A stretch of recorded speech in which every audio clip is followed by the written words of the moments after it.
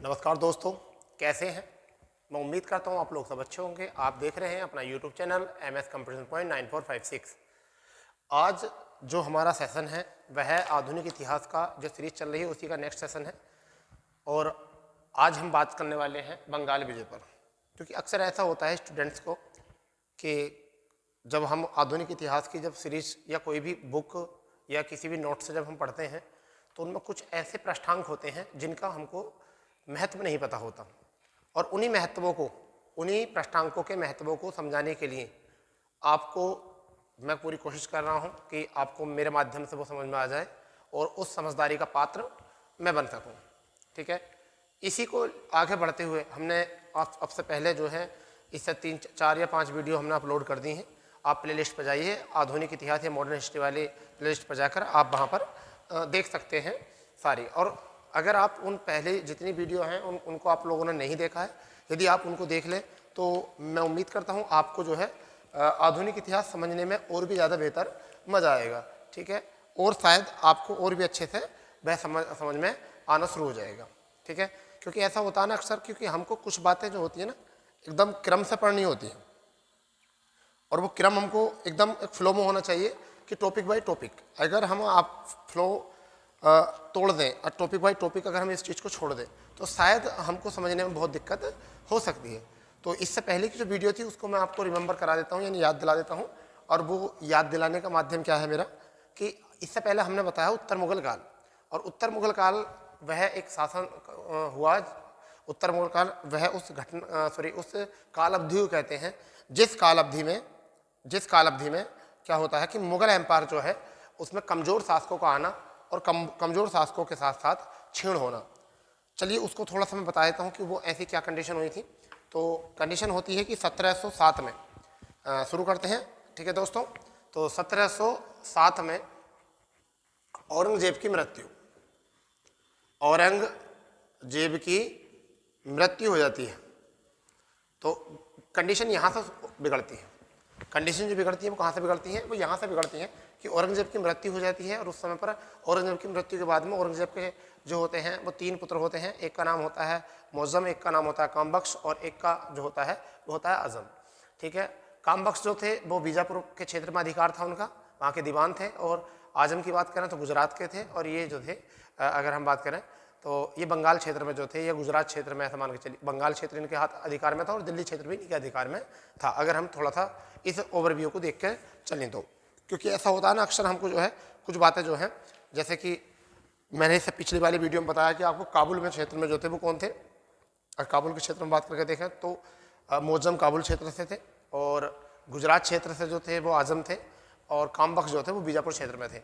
परंतु जैसे ही इनकी मृत्यु हो जाती है उसके बाद में इनका एक गृह युद्ध हो जाता है, और गृह युद्ध होता है जजाऊ का युद्ध।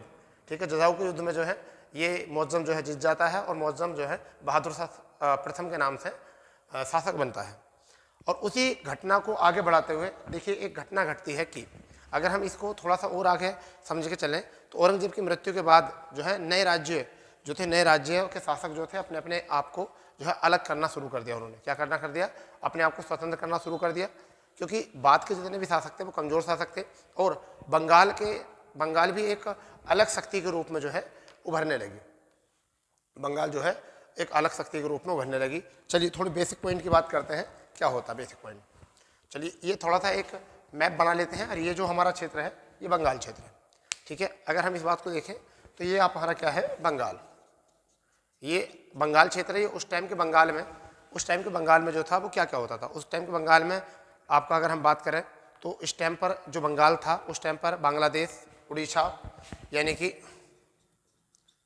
आज का जो बांग्लादेश है, ठीक है, उड़ीसा जो आज का उड़ीसा क्षेत्र है, ठीक है, और जो आपका ऐसा मान के चलिए कि असम वाला क्षेत्र जो है, ये बिहार वाला क्षेत्र जो है, बिहार ज़्यादा आता था, असम कम आता था, तो बिहार वाला क्षेत्र जो था ये उस बंगाल में उस टाइम पर थे। और यहाँ पर उपजाऊ या पैदावार का सिलसिला बहुत ज़्यादा था। भूमि ऐसी थी कि जो वो उपजाऊ भूमि थी, जिसके चलते जो है एक धनाढ़ प्रदेश था। ये कैसा प्रदेश था, ये बंगाल जो था एक धनाढ़ प्रदेश था, जिस पर यहाँ बैठे मुगल, यहाँ दिल्ली में बैठे मुगल अपना अधिकार जमाने की कोशिश करते हैं, या कमज़ोर शासकों के आने से यहाँ पर बंगाल पर अपना अधिकार जमाने में ये असमर्थ रहते हैं। और इसी क्रम को आगे बढ़ते हुए एक धनाढ्य प्रदेश। अब कहानी कहाँ से उठती है, कहानी जो शुरू होती है वो कहाँ से शुरू होती है। देखिए, एक घटना घटी थी 1717 एडी में। 1717 एडी में एक शासक थे उत्तर मुगल काल के, जिनका नाम था फर्रुखशियर। कौन था? फर्रुखशियर। फर्रुखशियर जो थे वो शासक थे, ठीक है। फर्रुखशियर ने जो किया, फर्रुखशियर की तबीयत खराब हो गई थी, बीमारी हो गई थी, और इस बीमारी के चलते जो है जो ईस्ट इंडिया कंपनी थी उसके एक डॉक्टर थे, उन्होंने इसकी जो बीमारी थी फर्रुखशियर की वो ठीक कर दी। और फर्रुखशियर की बीमारी ठीक होने के उपलक्ष्य में जो है मात्र 3000 रुपये, यानी आज के तो बहुत हो गए, उस टाइम के 3000 बहुत हुआ करते थे, मगर आज के जो है 3000 बहुत कम है। तो मात्र 3000 रुपये के जो पैसे थे, मतलब वार्षिक किराए के रूप में जो है इन लोगों ने जो है बंगाल, बिहार, उड़ीसा की जो है उनको दीवानी दे दी। अब जब इनको दीवानी दे दी 3000 रुपये किराए पर, ठीक है, क्योंकि ये सीधी सी बात है, मुगल एम्पायर जो है पूरी अपनी सत्ता जो है यहाँ बंगाल में स्थापित करने वाले थे नहीं, तो जिसके चलते जो है इन्होंने ये व्यापार करने का अधिकार जो है अंग्रेजों को यहाँ दे दिया।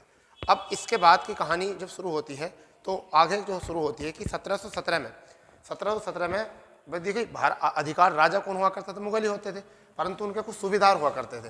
तो चलिए शुरू करते हैं अब थोड़ी सी कहानी, आज की कहानी शुरू करते हैं, कुछ बातों को, पुरानी बातों को या बेसिक बातों को जानकर, ठीक। पॉइंट टू पॉइंट बात करेंगे, इसमें पॉइंट टू पॉइंट बात करेंगे, ठीक। पहली घटना क्या? पहली घटना ये हुई कि 1707 में औरंगजेब की मृत्यु हो जाती है, ठीक है। सभी शासक, ऐसा मान के चलिए मुगल एम्पायर में, मुगल काल में कमजोर शासकों का शासन शुरू हो जाता है। कमजोर शासकों का शासन शुरू हो जाता है, और उन्हीं कमजोर शासकों के क्रम में जब हम आगे देखते हैं तो एक घटना घटी जाती है। क्या? दूसरी घटना जो घटी जाती है वो कमजोर शासकों में 1717 में एक शासक होते हैं फर्रुखशियर एक शासक होते हैं। वह 3000 रुपये वार्षिक किराए पर, 3000 रुपये वार्षिक किराए पर, बेटा नोट करते रहना इसको, किराए पर, ठीक है, बंगाल उड़ीसा, यानी कि बंगाल, उड़ीसा, बिहार की दीवानी दे देते हैं। दीवानी जो है वो अंग्रेजों को दे देते हैं। और जो अंग्रेजों को दे देंगे तो ये अब तो व्यापार करेंगे, ठीक है। तो उसी समय पर मुगलों की तरफ से एक सूबेदार था, उस समय पर एक सूबेदार था जिसका नाम है अगर सूबेदार की बात करते हैं मुर्शिद अली खां। इस समय पर बंगाल का सूबेदार कौन था? मुर्शिद अली खां, जो रहा था 1717 से 1727 तक। कब तक रहा था? 1727 तक ये रहा था। अब जब ये सूबेदार था 1717 में रहा था, अब होता क्या है कि ये सूबेदार जो है क्या करता है कि मुगलों को नजराना भेजता था और वहाँ पर जो है अपना काम जो है आराम से चला रहा था, ठीक। इसके बाद में अगर हम बात करें 1727 में एक सुजाउद्दीन आया था। फिर अगर दूसरे की बात करें तो सुजाउद्दीन आया, ठीक। अब अगर ये कब आता है? 1727 से सुजाउद्दीन जो रहता है 1727 से लेकर 1739 तक रहता है, 1739 तक रहता है, ठीक। जब सुजाउद्दीन आता है तो सुजाउद्दीन के बाद में एक व्यक्ति आता है सरफराज, यहाँ पर ही एक व्यक्ति आता है सरफराज बनता है सूबेदार, और ये बनता है 1739 से लेकर 40 तक, ठीक। अब रही बात क्या, यहाँ पर अच्छी बात क्या रहती है कि इसको मैं बताता हूँ थोड़ी सी बात क्या है, ठीक है। ये 1700 रहता है, ठीक है। अब हुआ क्या कि इसी में सरफराज बना। अब पूरी कहानी जो शुरू होती है वो यहाँ से शुरू होती है। कहानी जो शुरू होती है, क्वेश्चन जो आते हैं वो यहाँ से शुरू होते हैं। सरफराज का एक सेना नायक था जिसका हम नाम लिख सकते हैं। चलिए अब मैं इसको रफ कर देता हूँ, और कहानी जब शुरू करते हैं, कहाँ से शुरू करते हैं? सरफराज से शुरू करते हैं, ठीक है। ये तो आपने नोट कर लिया होगा और समझ में आ भी गया होगा आप लोगों को, ठीक। अब 1700 बंगाल में अब जिक्र है किसका? सरफराज का, ठीक। और सरफराज कब शासक बने हैं?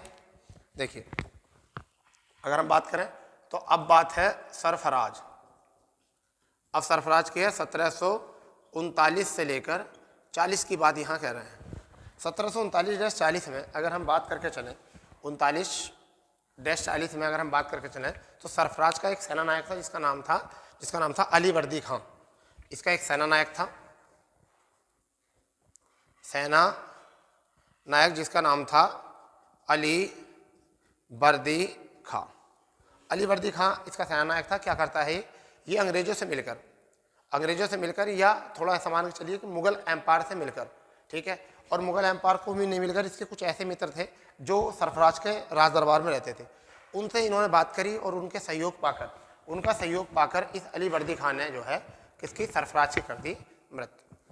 अब सरफराज की कर दी मृत्यु, और सरफराज की मृत्यु करने के बावजूद कंडीशन ये घटी कि अब जब कोई सैनिक सिपाही अगर किसी दीवान की अगर मृत्यु कर देगा तो वो अपने आप को क्या करेगा, नजराना, मतलब अपने आप को अच्छा दिखाने के लिए।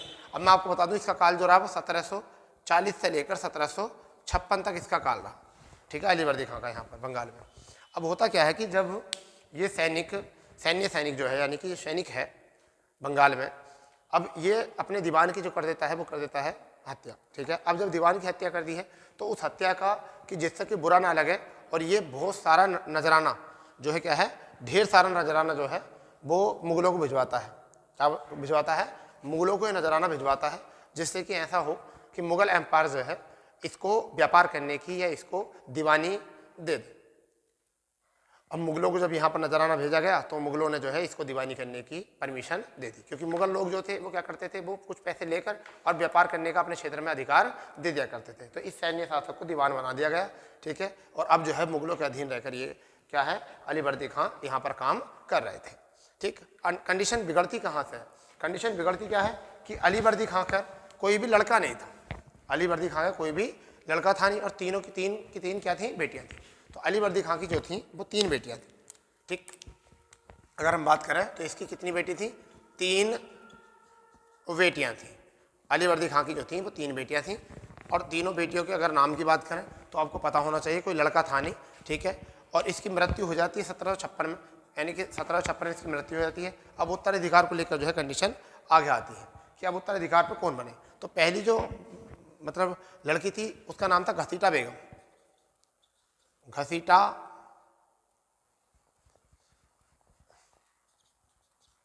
घसीटा बेगम नाम था, घसीटा बेगम, ठीक है। दूसरी अगर हम बात करें, दूसरी का नाम था जुल्फी बेगम। क्या नाम था उसका नाम था जुल्फी बेगम। अगर तीसरी की बात करें तो तीसरी का बेगम नाम था अमीना बेगम। क्या नाम था?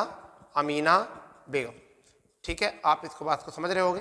तो अमीना बेगम ये थे, ये 3 बेटियां थी। अब क्या हुआ कि अली वर्दी का जो है कोई लड़का था नहीं, अब 3 बेटियां थी। अब 3 बेटियों के बावजूद भी, ठीक है, अब इन तीनों में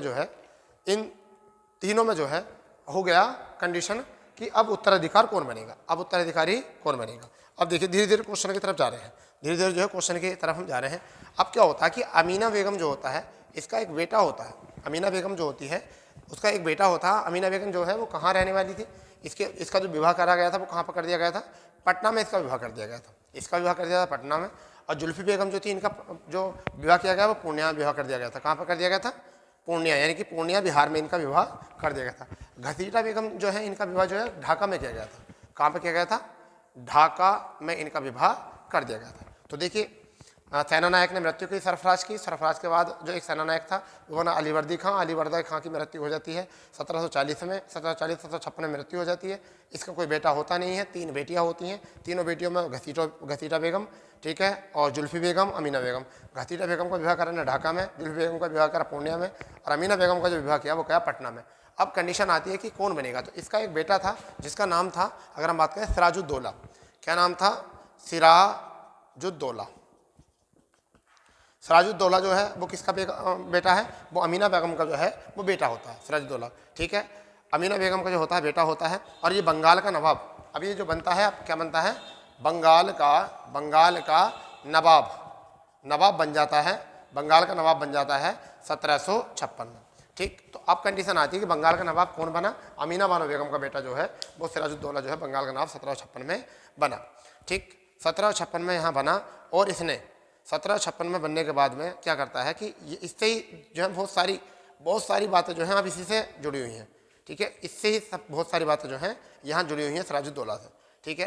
होता क्या है कि 1756 में ही घटना होती है, 1756 में, समझते रहना घटनाओं को। 1756 में घटना होती है कि कंपनी वर्सेस सिराजुद्दौला का एक संघर्ष होता है, कंपनी वर्सेस सिराजुद्दौला का संघर्ष होता है, यानी कि विलियम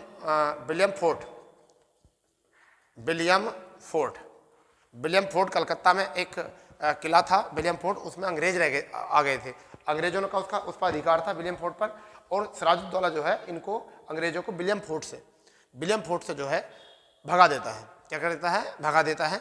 अंततः क्या होता है कि यही अंग्रेज जो है यहाँ से भागकर कौन? अंग्रेज यहाँ से भागकर एक द्वीप होता है जिसका नाम मैं आपको बता दूं, द्वीप है फुल्टा द्वीप। द्वीप का नाम क्या है? फुल्टा द्वीप, ठीक, आप लिखते रहना इनको, द्वीप का नाम है फुल्टा द्वीप, ठीक।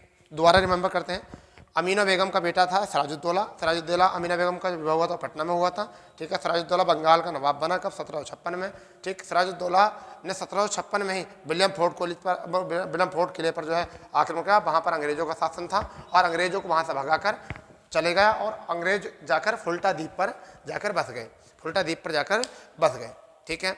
अब इस बात की खबर जो है वो पता चलती है रॉबर्ट क्लाइव जो है उसको ये बात पता चलती है, ठीक है। रॉबर्ट क्लाइव को पता चलती है कि मेरे साथी जो थे वो कलकत्ता में, जो कलकत्ता के विलियम फोर्ट कॉलेज मतलब विश्वविद्यालय किले पर इन्होंने हमला कर दिया था, तो और अधिकार था उनको सिराजुद्दौला ने भगा दिया है। फिर दूसरी स्थिति ये थी कि सिराजुद्दौला में एक तो घसीटा बेगम और जुल्फी बेगम और इनके दरबारी इनकी साथ नहीं दे रहे थे, यानी कि ना तो दरबारी साथ दे रहे थे, ना सपोर्ट कर रहे थे, ना रिश्तेदार सपोर्ट कर रहे थे, और ना ही इनकी मौसी जो है सपोर्ट कर रही थी। और इस चीज़ में चलते चलते इनके आंतरिक कलेश की स्थिति पैदा हो गई घर में। अब घर में आंतरिक कलेश की जब स्थिति पैदा हुई, इसी चीज़ का फ़ायदा उठाकर रॉबर्ट क्लाइव ने जो है, रॉबर्ट क्लाइव अपनी सेना भेज देता है कलकत्ता, भेज देता है, ठीक। अब हुई क्या बात, कलकत्ता भेज देता है, जैसी वो सेना वहाँ पहुँचती है, चलिए अब इतनी बात को हम कर देते हैं इधर, ठीक है। अब जैसे ये सेना जब पहुँचती है, ठीक, अब घटना यहाँ मैं इसको रफ कर रहा हूँ, अब घटना कहाँ से जुड़ेगी, देखिए अब घटना क्या होती है। अब बात करते हैं कि विलियम फोर्ट पर हुआ आक्रमण, यहाँ से लिख देते हैं विलियम फोर्ट पर आक्रमण हुआ 1756 को, ठीक है। ये कहाँ पहुँच गए अंग्रेजों को किसने भगाया? सिराजुद्दौला ने, ठीक है। अब अंग्रेज जो पहुँचे वो कहाँ पर पहुँचे? जल्दी बताइए, फुल्टा द्वीप। कहाँ पहुँचे? फुल्टा द्वीप पर अंग्रेज जाकर पहुँचे। रॉबर्ट क्लाइव अपनी सेना भेज देता है कहाँ पर? कलकत्ता, ठीक है। और इस सेना भेज देता है, इस सेना का जो सामना होता है वो किससे होता है? सिराजुद्दौला से सामना होता है सेना का। तो बताया जाता है कि सिराजुद्दौला ने क्या किया, सिराजुद्दौला ने 56 में ही, यानी कि सिराजुद्दौला ने क्या काम किया, 20 जून की बात है, कब की बात है? 20 जून, यानी कि अब बात है 20 जून 1756 की, जिस घटना को हम ब्लैक होल की घटना कहते हैं, अब बात इससे जुड़ गई है। सिराजुद्दौला से जैसे ही सेना का सामना होता है तो बताया जाता है कि इनका एक यहाँ पर एक सैनिक था, अंग्रेजों का एक सैनिक था, हॉलवेल, एक सैनिक था हॉलवेल, ठीक है। कौन था? एक सैनिक था हॉलवेल, ठीक है। अब शुरू करते हैं, क्या होता है। 20 जून 1756 को ब्लैक होल की घटना होती है, जब सिराजुद्दौला का सामना जो है वो ब्रिटिश सेना से होता है, ठीक है। जब किले से भगाते हैं उनको, तो उस टाइम की घटना है। अब ब्लैक होल की घटना कही जाती है उस घटना को। उसमें हॉलवेल ने वर्णन किया है कि सिराजुद्दौला ने क्या काम किया कि 14 बाई 18 के कमरे में, यानी कि एक नैतिक कार्य किया, एक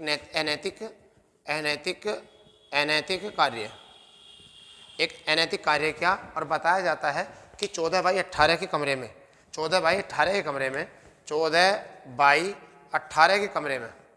कमरे में कितने 14/18 कमरे में जो है ये कम से कम बताने का बताया जाता है 146 सिपाहियों को 146 सिपाहियों को 146 सिपाही जो है इन्हें बंद कर दी।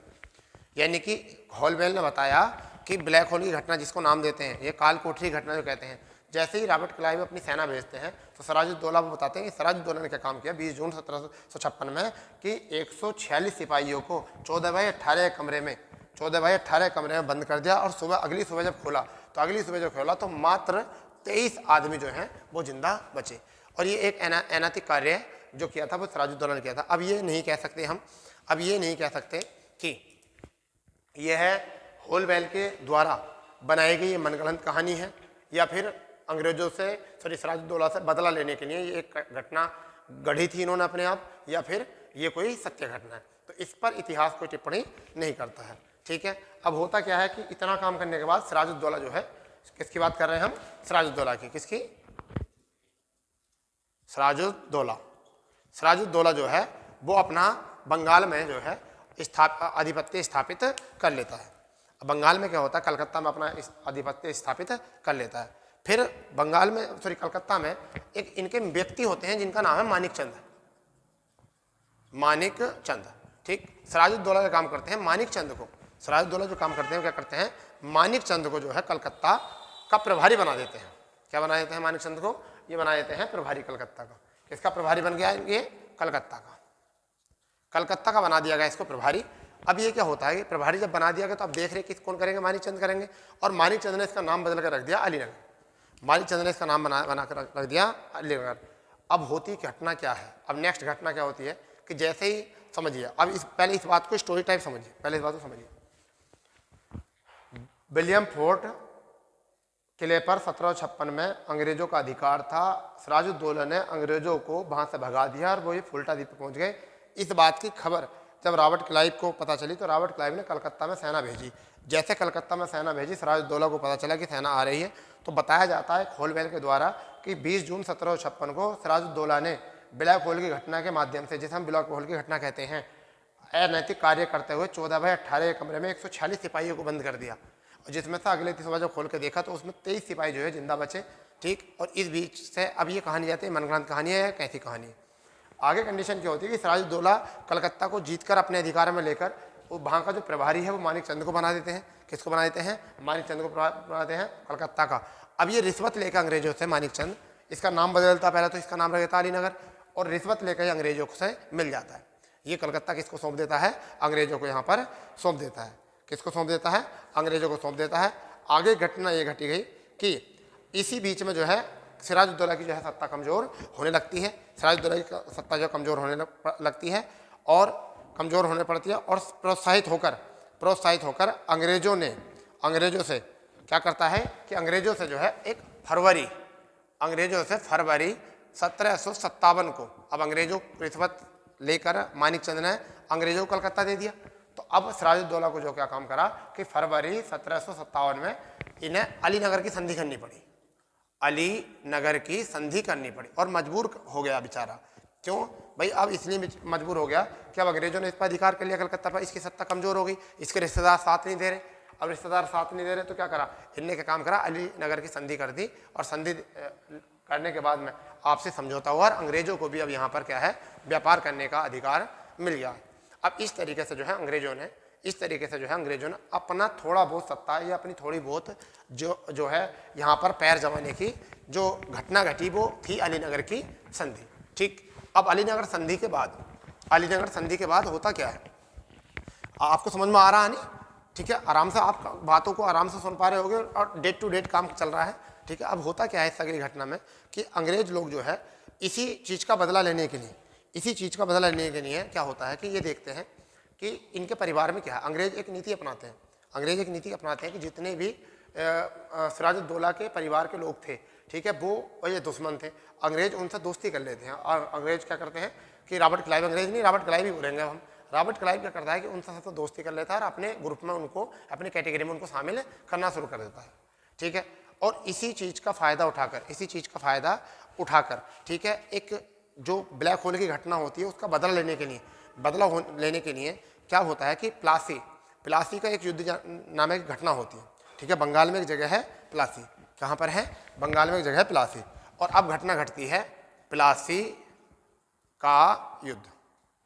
अब फरवरी की बात थी कि फरवरी में तो हो गई थी अलीनगर की संधि। अब अंग्रेज ब्लैक होल की घटना का फायदा उठाने के लिए या बदला लेने के लिए 23 जून और 1757 में, बताया जाता है कब, 1757 में एक प्लासी का युद्ध हुआ। अब पहला आपको पता होना चाहिए प्लासी का युद्ध किन किन के बीच हुआ। तो अंग्रेजों वर्सेस सिराजुद्दौला, अंग्रेजों के और वर्सेस सिराजुद्दौला के बीच में युद्ध होता है। अब हुआ क्या कि भैया दोस्तों, अब आपको ये थोड़ा समझना है कि प्लासी घटना जो है ये मोस्ट घटना है। बिल्कुल क्या घटना है ये आपकी वेरी वेरी मोस्ट घटना है। आपको पता होना चाहिए कि प्लासी घटना, कुछ बच्चों को पता नहीं रहता ना कि युद्ध, तो आपको ये देखिए प्लासी का युद्ध हुआ क्यों, इसका रीजन क्या था। इसका रीजन ये था कि ब्लैक होल की घटना में अंग्रेजों को किसके द्वारा, सिराजुद्दौला के द्वारा बंद किया गया। तो अंग्रेज उसी चीज़ का बदला लेने के लिए प्लासी में जितने भी इसके रिश्तेदार थे, इसके दोस्त थे सिराजुद्दौला के, उनसे सबसे दोस्ती करके अपने षड्यंत्र में शामिल कर लेते हैं और उनको खरीद लेते हैं, ठीक है। इस चीज़ को करने पर ऐसे मान के चले तो एक व्यक्ति था जिसका नाम है शौकत अली, एक व्यक्ति था शौकत अली,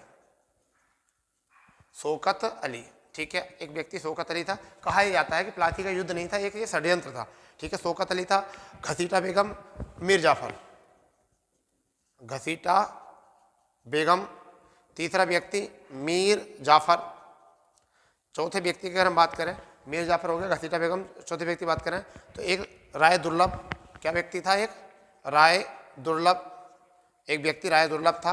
अगर राय दुर्लभ के बाद में अगर हम और देखें तो एक था जगत सेठ, कौन था आपका, एक जगत सेठ था, जगत सेठ। अगर इसके बाद अगर हम बात करें जगत सेठ के बाद में तो एक था मानिक चंद, कौन था, मानिक चंद, ठीक। और नेक्स्ट की अगर हम बात करें मानिक चंद के बाद तो एक था आपका अमीन चंद, कौन था, अमीन चंद। तो ये व्यक्ति जो थे ये अंग्रेजों से जाकर मिल गए थे षड्यंत्र में, ये अंग्रेजों से जाकर मिल गए थे। मगर सिराजुद्दौला को अभी तक यही पता था कि अभी अंग्रेजों से केवल घसीटा बेगम, केवल कौन, घसीटा बेगम और राय दुर्लभ, यही जाकर जो है आपस में अभी जाकर मिले हैं। इसे ये पता नहीं था सिराजुद्दौला को कि सभी लोग जो हैं ये सिराजुद्दौला के विरुद्ध जो है ये एक षड्यंत्र रच रहे हैं अंग्रेजों के साथ मिलकर, ठीक, अंग्रेजों के साथ मिलकर। ऐसा नहीं है कि अंग्रेजों की तरफ भी नहीं थे, तो अंग्रेजों की तरफ सिराजुद्दौला की तरफ भी एक व्यक्ति थे जिसका नाम है, एक तो था मीर मदान, कौन था, एक था मीर मदान, ठीक है। दूसरा व्यक्ति जो था वो था अगर हम बात करें तो मोहन लाल, कौन था, मोहन लाल, ठीक है। इन्होंने जो सहायता करी थी वो किसकी करी थी, सिराजुद्दौला की, और ये दोनों की क्या हो गई थी, बेचारे की वीरगति इस युद्ध में हो गई थी। तो कई बार क्वेश्चन आ जाता है, कई बार क्वेश्चन यहाँ से आ जाता है कि प्लासी के युद्ध में अंग्रेजों का साथ जो दिया वो किस किसने दिया। तो शौकत अली, घसीटा बेगम, मीर जाफर और राय दुर्लभ, जगत सेठ, मानिक चंद और अमीन चंद ने जो दिया, अंग्रेजों का साथ दिया। ये सब क्या हो गए थे, अंग्रेजों के विरुद्ध हो गए थे। जबकि मीर जाफर जो था इसका सेनापति था, मगर ये भी अंग्रेजों जाके मिल जाता है, और अंग्रेजों जाके मिल जाता है। सिराजुद्दौला की तुम्हें पता ही अब निश्चित हार है कि जब जिसके रिश्तेदार, जिसके परिवार, जिसका दोस्त सब जिससे दूर हो गए और दुश्मनों से जाकर मिल गए तो उसकी हार निश्चित है, क्योंकि वो अंदर से तो ऑटोमेटिक टूट ही जाएगा, ठीक है। इसी चीज़ का फायदा उठाकर रॉबर्ट क्लाइव ने, देखिए क्या होता, घसीटा मीर जाफर जो था वो सेनानायक था, राय दुर्लभ जो था, अगर हम बात करें राय दुर्लभ तो ये दीवान था, ये कौन था, राय दुर्लभ जो था ये दीवान था, मीर जाफर जो सेनानायक था, ठीक है। और घसीटा बेगम जो थी वो क्या थी, इसकी मौसी थी, कौन थी, इसकी मौसी थी। तो ये तो थी मौसी, और ये सेनानायक, और ये दीवान। अब मान के चलिए कि अगर किसी भी राजा के ये तीन चीज, एक तो मौसी, एक सेनानायक और दीवान, जाकर अंग्रेजों से मिल गए या विरोधियों से मिल जाए तो उसका तो निश्चित ही है कि उसकी तो हार निश्चित होनी है। तो इसी वजह से ये क्या हुई, इनकी हार हो गई, ठीक है। और सिराजुद्दौला को सीधी बात है जो आपको होती है कि सिराजुद्दौला जो है वो मुर्शिदाबाद भाग जाते हैं। इसी चीज़ का फायदा उठाकर जो है जब देखते हैं कि हार गए तो ये कहाँ भाग जाते हैं, मुर्शिदाबाद। अब मुर्शिदाबाद जो है ये भाग जाते हैं, और वहाँ पर भागने के बावजूद यहाँ पर उनका पुत्र, यानी किसका, मीर जाफर का पुत्र, मीर जाफर का पुत्र होता है वहाँ पर। अब मीर जाफर का पुत्र का नाम होता है मीरन, कौन था, मीरन। और मीरन जो है वो क्या कर देता है, इसकी सिराजुद्दौला कर देता है हत्या। तो इस तरीके से प्लासी के युद्ध में घटना हुई। अब थोड़ा सा आप इसको आराम से समझिए। अब एक स्टोरी टाइप समझिए क्या है। देखिए क्या होता है कि जब ब्लैक होल की घटना जब होती है तो अंग्रेजों के बीच अली नगर की संधि फरवरी 1757 में होने पर क्या है, अंग्रेजों को कलकत्ता में अधिकार हो जाता है और अंग्रेज जो है जितने भी इसके द्रोही मतलब इसके परिवार के लोग होते हैं उनसे जाके मिल जाते हैं और सबको जो है अपने षड्यंत्र में शामिल कर लेते हैं। ठीक है। अब क्या होता है कि सिराजुद्दौला जो है वो शौकत अली, उसकी मौसी घसीटा बेगम, मीर जाफर जो सेनानायक था और राय दुर्लभ जो है दीवान। ठीक है। जगत सेठ अमीर आदमी, मनिक चंद ये भी अमीर आदमी था और अमी चंद ये भी। तो जहाँ वो वहाँ के जो उद्योगपति थे उनको भी, और जितने बड़े बड़े जमींदार थे उनको, और जो इसके रिश्तेदार थे उन लोगों को भी अंग्रेज अपने पक्ष में जो है कर लेते हैं या उनको अपने कुछ लालच देकर अपने साथ मिला लेते हैं। जैसे कि मीर जाफर को उन्होंने एक लालच दिया था कि अगला जो आपको शासक बनाया जाएगा बंगाल का वो आपको बना दिया जाएगा। क्यों? क्योंकि कंपनी शासक इसलिए नहीं कर सकती थी क्योंकि उनका एक लक्ष्य था केवल व्यापार करना। उनका मतलब था कि व्यापार करना, क्योंकि वह जो ब्रिटेन से आए थे वो केवल व्यापार करने के माध्यम से आए थे, उनको जो है व्यापार करने का एक अधिकार था। मगर वो ये चाहते थे कि हमारा शासक हो ऐसा जो कठपुतली शासक के रूप में हो, हमारे इशारों पर चले। ठीक है। हमारे इशारों पर चलना चाहिए। तो इसी वजह से जो है हमारे इशारों पर चलना चाहिए और इसी चीज़ का फायदा उठाकर जो है उन्होंने मीर जाफर से मिले और मीर जाफर ने जो है इसको धोखा दिया और प्लासी के युद्ध में सिराजुद्दौला की हार हुई और सिराजुद्दौला मुर्शिदाबाद भाग गया। वहाँ पर मीर जाफर के पुत्र ने ही उसकी क्या कर दी, हत्या। ठीक। इससे आगे देखते हैं कि मीर जाफर की क्या कंडीशन थी। ठीक है। प्लासी के युद्ध का परिणाम आपके सामने आ चुका है, क्यों हुआ और क्या परिणाम रहा, ये आपके सामने बात क्लियर हो चुकी है। ठीक है। तो यहाँ से वनडे एग्जाम में जितने भी होते हैं एग्जाम आपके, जितने भी स्टेट PCS या वनडे एग्जाम होते हैं, वहाँ से जो है क्वेश्चन आने की उम्मीद ज़्यादा रहती है। ठीक है। अब बात करते हैं मीर जाफर की। ठीक है। अब बात करते हैं मीर जाफर। मीर जाफर 1757 को शासक रहा और कब तक रहा, 60 तक रहा। कब तक रहा, 1757 से 60 तक रहा। ये भी ज़्यादा लंबे समय में रहा। ये नवाब बना और ये एक ऐसा नवाब बना, ये अगर कहें बात तो कि ऐसा नवाब बना जिसे हम कठपुतली शासक कह सकते हैं। कठपुतली शासक हम इसको कह सकते हैं। एक कठपुतली राजा बन के रहा। ठीक है। और कलकत्ता की जमींदारी जो है, देखिए अब ये जब शासक बन गया तो इसने क्या क्या काम करे। अब जब मीर जाफर बन गया शासक, क्या कौन बन गया, मीर जाफर बंगाल का बन गया, तो इसने सबसे पहले तो क्या काम करा, कलकत्ता, उड़ीसा, बिहार, जिसमें अंग्रेज पैसा देकर पहले व्यापार कर रहे थे, अब यहाँ का व्यापार जो है वो क्या कर दिया गया, मुफ्त कर दिया गया। मुफ्त व्यापार कर दिया गया और कलकत्ता की जमींदारी दे दी। कलकत्ता की जमींदारी दे दी किसको, अंग्रेजों को कलकत्ता की जमींदारी दे दी। अब आप ये मुझे बताइए, जब कलकत्ता की जमींदारी दे दी जाएगी, ठीक है, और मुफ्त व्यापार, तो अंग्रेजों के पैर जो है और अच्छे तरीके से जम जाएंगे। ठीक है, और अच्छे जम जाएंगे। अब घटना क्या घटती है, घटना ये घटती है कि इसका ही एक दामाद होता है, जिसका नाम है मीर जाफर का एक दामाद होता है, जिसका नाम है मीर कासिम। इसका एक दामाद होता है, जिसका नाम है मीर कासिम इसका दामाद होता है। अब मीर कासिम अंग्रेजों से जाके बात करता है कि यदि मैं आपको इससे भी ज़्यादा, अगर मैं आपको इससे भी ज़्यादा बेनिफिट दूं, तो क्या आप मुझको यहाँ की जमींदारी दोगे, क्या हमको यहाँ की जमींदारी दोगे। तो उन्होंने कहा ठीक है, बढ़िया बात है भैया। तो 1760 में ये बन जाता है बंगाल का नवाब। अब जैसे मीर कासिम बंगाल का नवाब बनता है तो ये चटगांव, ठीक है, मिदनापुर की जमींदारी दे देता है। क्या करता है, चटगांव और मिदनापुर की जमींदारी दे देता है अंग्रेजों को। ठीक है, अंग्रेजों को ये जमींदारी दे देता है। तो अब देखिए, कलकत्ता, बिहार, उड़ीसा या बंगाल की जमींदारी जो दी, या कलकत्ता की जमींदारी जो किसने दी, मीर जाफर ने दी। जबकि इसके दामाद जो है इसको पद से हटाकर और अंग्रेजों से जाके मिलकर मीर कासिम जो है 1760 में नवाब बन जाता है और ये चटगांव और मिदनापुर की अंग्रेजों को दे देता है जमींदारी। अब जो जमींदारी दी तो, और नीतियों के द्वारा जो है इसने मीर कासिम ने एक बात सोची, प्लान ये किया कि यदि कब तक हम अंग्रेजों के अधीन रहेंगे। और इसने क्या काम किया, मीर कासिम ने क्या काम किया कि अंततः मुर्शिदाबाद, यानी कि मुर्शिदाबाद राजधानी से मुंगेर राजधानी बनाई इनने। तो इसने मीर कासिम ने अपनी राजधानी जो बनाई वो कहाँ बनाई, मुर्शिदाबाद हटाकर, मुर्शिदाबाद से स्थानांतरित करके कहाँ पर, मुंगेर, अंग्रेजों से दूर जो है अपनी राजधानी बनाई और वहाँ पर हथियार और गोला बारूद बनाने की फैक्ट्री खोली और वहाँ पर अच्छे तरीके से अपनी सेना का प्रशिक्षण दिया। उन्होंने सोचा कि मैं कब तक जो हूँ अंग्रेजों के अधीन रहकर काम करूँगा, और तोप बंदूक आदि का जो है काम किया। फिर दूसरी बात ये, करों में सुधार किए, कुछ करों में सुधार किए, भारतीयों को रियायत दी करों में, पहले भारतीयों को करों में रियायत नहीं थी तो भारतीयों को करों में रियायत दी। इस चीज़ का जब अंग्रेजों को पता चला कि इन्होंने अपनी राजधानी मुंगेर बनाई, वहाँ तोप खाने, बारूद कारखाने, ऐसी चीज़ें जो हैं ये बना रहा है, फिर अपनी सेना को एक अलग प्रकार का प्रशिक्षण दे रहा है, तो इस चीज़ का जब पता चलता है और हमारी नीतियों में जो है वो क्या कर रहा है, चुनौतियाँ दे रहा है। अंग्रेजों की जो नीति थी उन हमारी नीतियों को है चुनौती दे रहा है। तो इस चीज़ का फायदा उठाकर क्या होता है कि इसी बीच में जो है एक पटना कांड होता है। क्या होता है कि यहाँ पर ये मुंगेर यानी कि पटना वाला एरिया, पटना में जो है वहाँ पर जो है अंग्रेजी सेना को भेजता है। ठीक है, फिर क्या होता है कि इस बात का पता चलते ही अब एक हो जाती है पटना कांड, जिसे हम क्या कहते हैं, पटना कांड कहते हैं। क्या कहते हैं, पटना कांड। अब वो बात देख लीजिए क्या है पटना कांड। पहली बात ये कि पटना कांड क्या था और पटना कांड क्यों हुआ। तो जब ये अंग्रेजों की मीर कासिम अंग्रेजों की नीतियों को जो चुनौती देने शुरू कर देता है, मीर कासिम ने अंग्रेजों की नीतियों को चुनौती देना शुरू कर देता है, तो 1763 में यहाँ की बात है, कब की, 1763 में एक अंग्रेज अधिकारी होता है, अंग्रेज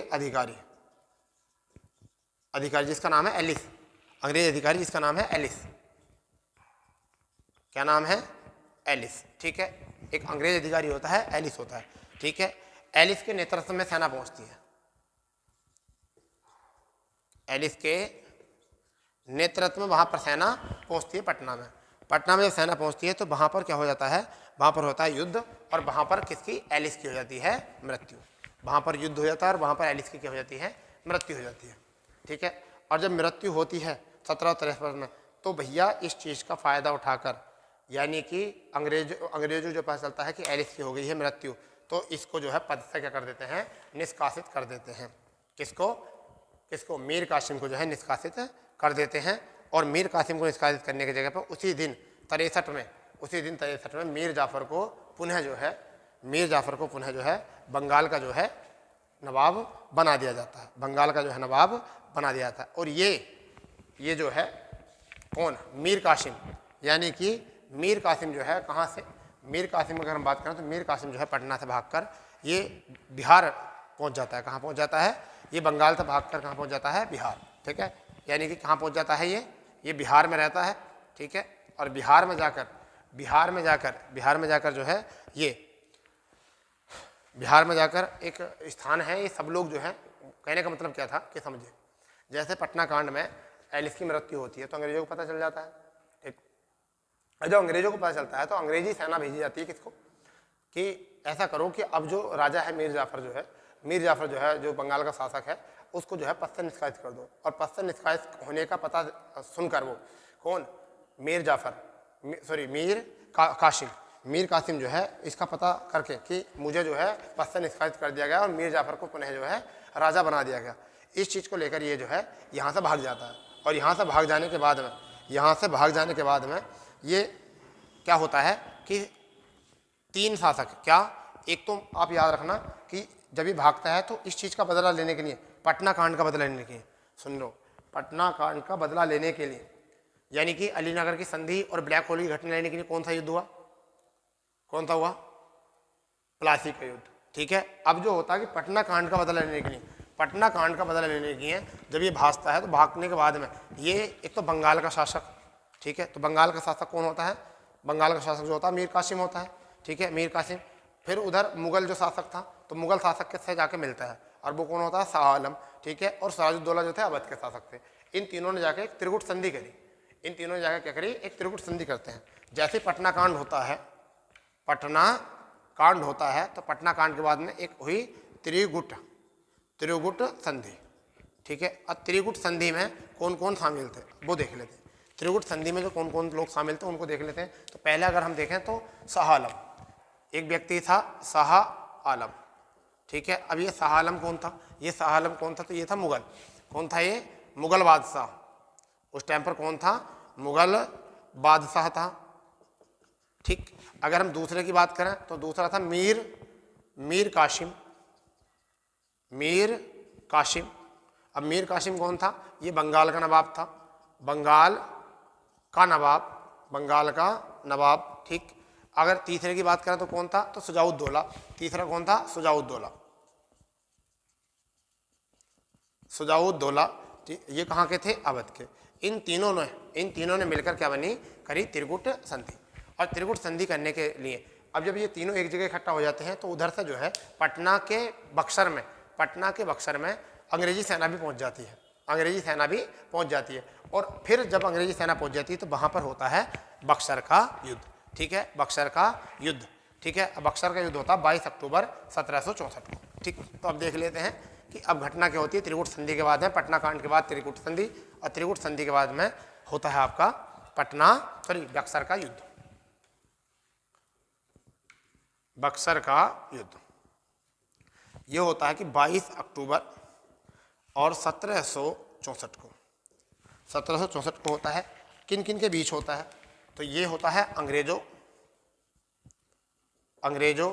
वर्सेस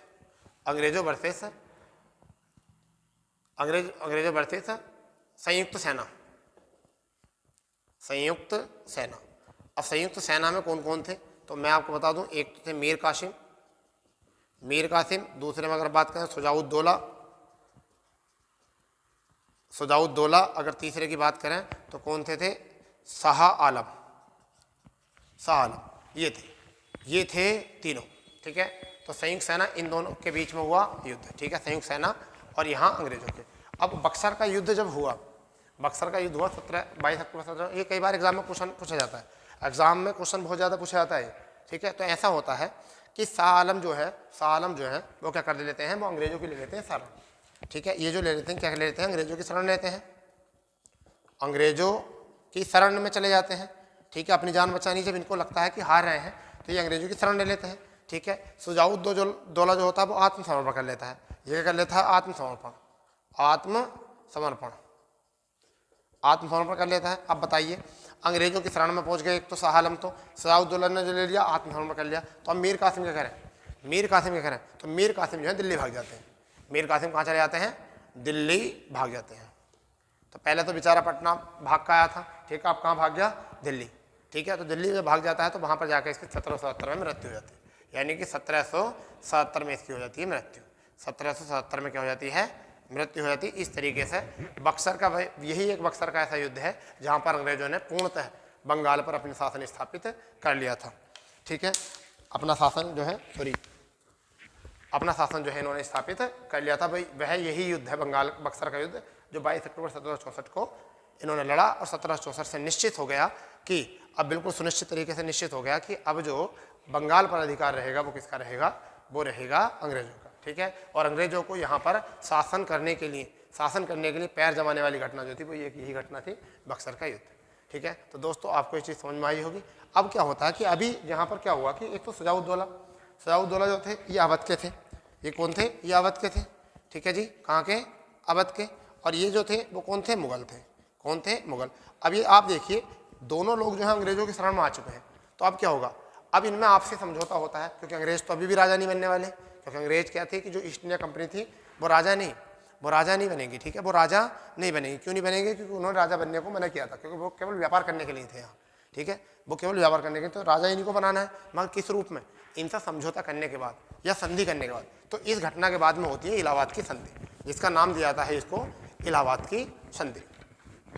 ठीक है, तो अब देखते हैं हम इलाहाबाद की संधि। दोस्तों क्या देखते हैं? इलाहाबाद की संधि। तो देखते हैं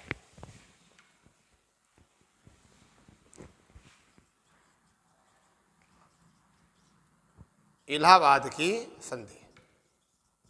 ठीक है, इलाहाबाद की संधि दो हुई थी। इलाहाबाद की जो संधि हुई थी वो दो संधि हुई थी। ठीक है, इलाहाबाद की दो संधि। ठीक, एक संधि हुई थी प्रथम संधि से कहते हैं, प्रथम संधि इसे कहते हैं प्रथम संधि। एक हुई है द्वितीय संधि। ठीक, आपसे एग्जाम में क्वेश्चन पूछा जाएगा इलाहाबाद की संधि तो 1765 में हुई थी, दो संधि हुई थी, परंतु हमें इनकी कन्फर्म डेट पता होनी चाहिए। हमें इनकी कन्फर्म डेट होनी चाहिए। इस ये जो हुई थी, ये हुई थी 12 अगस्त को। ये कब हुई थी? 12 अगस्त 1765 को। ये हुई थी 12 अगस्त 1765 को। ये हुई थी 16 अगस्त 1765 को। तो ये यहाँ से पता चला कि दो संधि हुई थी। पहली संधि हुई 12 अगस्त 1765 को, दूसरी संधि हुई 16 अगस्त 1765 को। तो बेटा इतना तो पता चल गया होगा आपको, इतना पता चल गया, दो संधि हुई। अब होता है कि इन संधि हुई किससे? तो पहली संधि जो हुई वो क्लाइव और शाह आलम के बीच में हुई। किसके? क्लाइव, किसके बीच में हुई? क्लाइव और शाह आलम, शाह आलम के बीच में हुई। तो ये संधि जो हुई किसके बीच में हुई? क्लाइव और शाह आलम के बीच में हुई। ये किसके बीच में हुई? ये क्लाइव और शुजाउद्दौला के बीच में हुई। तो हमें यही पता होना चाहिए कि पहली संधि 12 अगस्त 1765 को, दूसरी संधि 16 अगस्त 1765 को, और क्लाइव और शाह आलम के बीच और क्लाइव और शुजाउद्दौला के बीच हुई। अब इन संधियों में क्या हुआ? संधियों में क्या हुआ? कंपनी को शाह आलम से, कंपनी को जो है कंपनी ने बनाया, कंपनी ने जो बनाया तो कंपनी, एक तो लिखते हैं कंपनी, ठीक है, एक तरफ क्या लिख लेते हैं? एक तरफ लिख लेते हैं कंपनी और एक तरफ लिख लेते हैं शाह आलम, शाह आलम, ठीक है। ये दो बातें लिख लेते हैं, एक तो लिखते हैं कंपनी, एक लिख लेते हैं शाह आलम, ठीक है, दो बात लिखते हैं। तो कंपनी को जो मिला, वो क्या मिला? बंगाल। कंपनी को जो मिला वो क्या मिला? बंगाल, बिहार और उड़ीसा। बंगाल, बिहार और उड़ीसा, ठीक है, बंगाल, बिहार और उड़ीसा की दीवानी मिली। क्या मिली? दीवानी, ठीक है। ये दीवानी किसने दी थी? तो ये शाह आलम ने दी थी, ठीक है, ये शाह आलम ने। देखिए इसको कैसे कर सकते हैं कि जो ये देगा कंपनी के पास जो होगा वो शाह आलम के द्वारा दिया होगा, और जो कंपनी देगी वो शाह आलम को देगी। तो क्या हुआ कि शाह आलम ने कंपनी को क्या दिया? बंगाल, बिहार, उड़ीसा की दीवानी दी, ठीक है। इसके बदले में कंपनी ने इन्हें क्या बनाया? मुगल सम्राट को क्या दिए? इसको क्या दिए? 26 लाख रुपए दिया। कितने लाख रुपए दिए? 26 लाख रुपए दिए। किसके रूप में? पेंशन के रूप में। किसके रूप में? पेंशन के रूप में 26 लाख रुपए दिए। पेंशन के रूप में 26 लाख। कंपनी ने अवध के नवाब में, अवध का नवाब यानी कि अवध का नवाब जो था वो कौन था? शुजाउद्दौला, ठीक है। तो इससे क्या? एक तो कड़ा और एक इलाहाबाद, ठीक है, एक तो कड़ा और एक आपका इलाहाबाद, समझ गए नहीं? एक तो कड़ा और एक इलाहाबाद जो है शाह आलम द्वितीय को दे दिया। यानी कि शुजाउद्दौला से लेकर क्या दे दिया? किसको? शाह आलम को। एक दोबारा समझ लीजिए, इस बात को दोबारा समझ लीजिए। प्रथम संधि 12 अगस्त 1765 को क्लाइव और शाह आलम के बीच में। शाह आलम ने बंगाल, बिहार, उड़ीसा की दीवानी दी कंपनी को, ठीक। कंपनी ने क्या काम करा? पेंशन के रूप में 26 लाख रुपए दिए शाह आलम को, और शाह आलम के अधिकार क्षेत्र में कड़ा क्षेत्र जो था और इलाहाबाद, क्या? कड़ा और इलाहाबाद क्षेत्र जो है दे दिया, कड़ा और इलाहाबाद क्षेत्र जो है दे दिया, ठीक। ये तो हुआ था पहली संधि में। अगर दूसरी संधि की तरफ आए तो किस किस के बीच में थे? क्लाइव और शुजाउद्दौला के बीच में, ठीक है, क्लाइव और शुजाउद्दौला के बीच में हुई थी, ठीक। अब क्या होता है कि कंपनी को जो है 50 लाख रुपए दिए, शुजाउद्दौला ने किसे दिए? अब शुजाउद्दौला जो दे रहा है, शुजाउद्दौला जो है कंपनी को कितने रुपए दे रहा है? कंपनी को कितने रुपए दे रहा है? कंपनी को, अब की कंपनी को दे रहा है, कंपनी को कितने रुपए दे रहा है? 50 लाख रुपए दे रहा है। कंपनी को कितने? 50 लाख रुपए, 50 लाख रुपए कंपनी को दिए। शुजाउद्दौला ने क्या काम करा? कंपनी को 50 लाख रुपए दिए, जिसके चलते और क्या काम करा? और मुफ्त व्यापार करने का अधिकार दिया। तो दो काम करें, एक तो कंपनी को 50 लाख रुपए दिया और मुफ्त व्यापार करने का अधिकार दिया, ठीक है। इसके बदले में क्या काम करा? इसके बदले में शुजाउद्दौला को इसके बदले में अंग्रेजों ने शुजाउद्दौला को एक तो कड़ा क्षेत्र और वह इलाहाबाद क्षेत्र,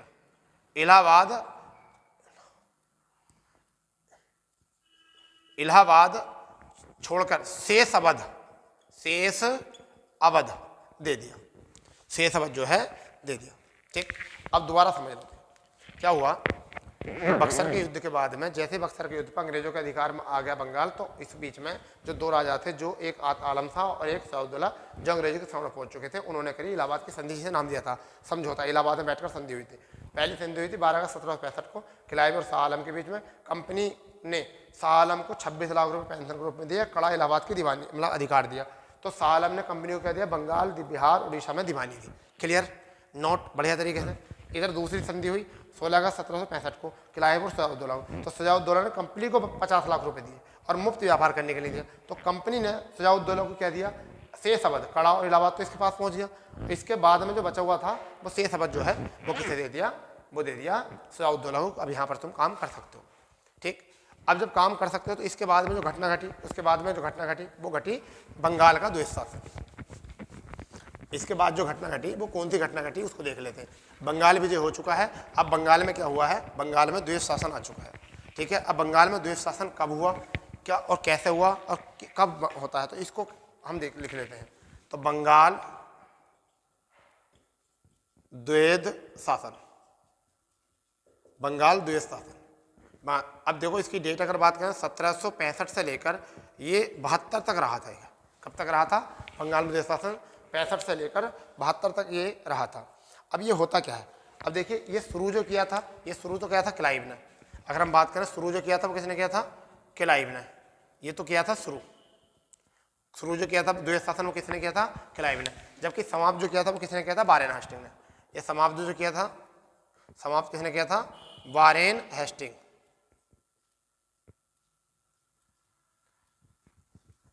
वारेन हेस्टिंग, वारेन हेस्टिंग ने ये क्या करा था, ये करा था समाप्त। तो शुरू जो किया था वो क्लाइव ने शुरू किया था और समाप्त जो किया था वो किसने किया था, वारेन हेस्टिंग ने। अब हुआ क्या कि जितने भी दो तरीके का शासन हो गया था, यानी कि बंगाल में 2 तरीके का शासन हो गया था। एक तो हो गया था कंपनी के हाथ में, एक तो हो गया था कंपनी का शासन, ठीक है, और एक तरफ हो गया था नवाब का शासन, नवाब का शासन। ठीक है, नवाब का। अब इन दोनों ही शासनों को, जब एक तरफ कंपनी का शासन और दूसरी तरफ नवाब का शासन, इसी को क्या कहा जाता है, बंगाल में द्वैध शासन कहा जाता है। अब देखिए हुआ क्या, पुलिस, न्याय, प्रशासन, राजस्व वसूली, यानी कि पुलिस, न्याय, राजस्व वसूली, ठीक है, करारोपण, ऐसे बड़े बड़े काम जो थे वो तो कंपनी ने अपने हाथ में ले रखे थे। प्रशासन चलाना, क्या चलाना, प्रशासन चलाना, ये सब बड़े बड़े काम जो थे कंपनी ने अपने हाथ में ले रखे थे। जबकि जो छोटे काम थे, जैसे आंतरिक अशांति को बनाना, यानी क्या था, जैसे कि आंतरिक अशांति, जो आंतरिक स्थिति होती है ना, जैसे कि मान के चलिए सड़कें बनवाना, ठीक है, आंतरिक अशांति, ठीक है, सड़कें बनाना, आंतरिक अशांति, या फौजदारी, ऐसे काम जो थे वो नवाब ने अपने हाथ में ले रखे थे। तो इस प्रकार से जो है इसी शासन को क्या कहा जाता है, द्वैध शासन कहा जाता है। ठीक है, इसी शासन को क्या कहा जाता है, द्वैध शासन कहा जाता है। इसके बाद में जो है दोस्तों क्या जाएंगे, मराठा ये सब चीज़ें देंगे और बंगाल के अधिकार के क्षेत्र के अंतर्गत। ठीक है, तो ये था हमारा बंगाल में द्वैध शासन और बंगाल विजय। तो आज जो हमने सीखा वो क्या सीखा कि बंगाल में किस तरीके से शासन सत्ता शुरू हुई और किस तरीके से उत्तर मुगल काल के बाद में जो साम्राज्य छीण हो गया था और छीण का फायदा उठाकर जो है वहाँ पर अपने आप को कुछ राजा जो है दीवान जो है अपने आप को शासक वहाँ पर बनाने लगे। ठीक है, और उस चीज़ का फायदा उठाकर आंतरिक कलेश का फायदा उठाकर अंग्रेजों ने समय समय पर जो है वो भारतीयों का सहारा लेकर, भारतीय अमीरों का सहारा लेकर जो है बंगाल पर अपना अधिकार स्थापित किया। और जिसके रूप में हमने देखा ब्लैक होल की घटना देखी। ब्लैक होल घटना के बाद में हमने अगर हम देखें तो अलीनगर की संधि देखी, यानी कि बक्सर का युद्ध देखा, प्लासी का युद्ध देखा। और प्लासी के युद्ध के बाद में जो है हमने उसके बाद में देखा कि पटना कांड हुआ और पटना कांड के बाद में जो है हमने देखा कि बक्सर का युद्ध हुआ। और बक्सर का युद्ध होने के बाद में हमने देखा इलाहाबाद की संधि, और इलाहाबाद की संधि होने के बावजूद क्या हुआ, बंगाल में द्वैध शासन। तो दोस्तों आज के बारे में जो केवल इतना, इससे अगली वीडियो जो है, अगला सेशन जो है मिलते हैं कल इसी समय पर इसी टाइम।